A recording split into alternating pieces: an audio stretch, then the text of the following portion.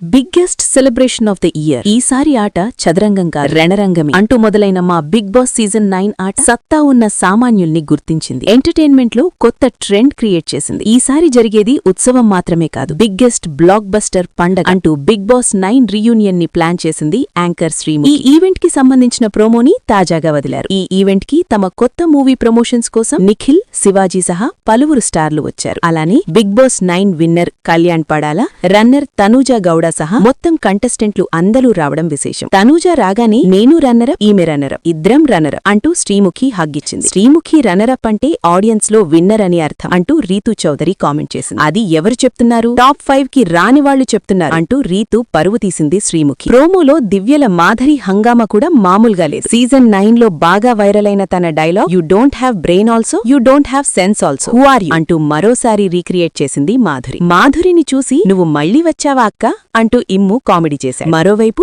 ప్రియా ఏమో ఇమ్ముతో కామెడీ చేసింది. తన అందాన్ని చూసి అర్థమై 3వ వారం మొత్తం ఇమ్ము జుట్టే తిరిగానంటూ చెప్పింది. అందుకే 3వ వారం వెళ్లిపోయింది. నా చుట్టూ తిరిగితే నా లేడీ ఫ్యాన్స్ ఊరుకుంటారా అంటూ ఇమ్ము నవ్వులు పూయించాడు. అలానే కళ్యాణ్, మాధురి ఇద్దరూ తమ మధ్య జరిగిన గొడవ సీన్ ని రీక్రియేట్ చేశారు. కూర్చోపోతే మాట్లాడవా అని మాధురి అడిగితే పెద్ద మనిషి పక్క ఊరి ఆవిడని చెప్పి కూర్చోమని చెప్పా అని కళ్యాణ్ అన్నాడు.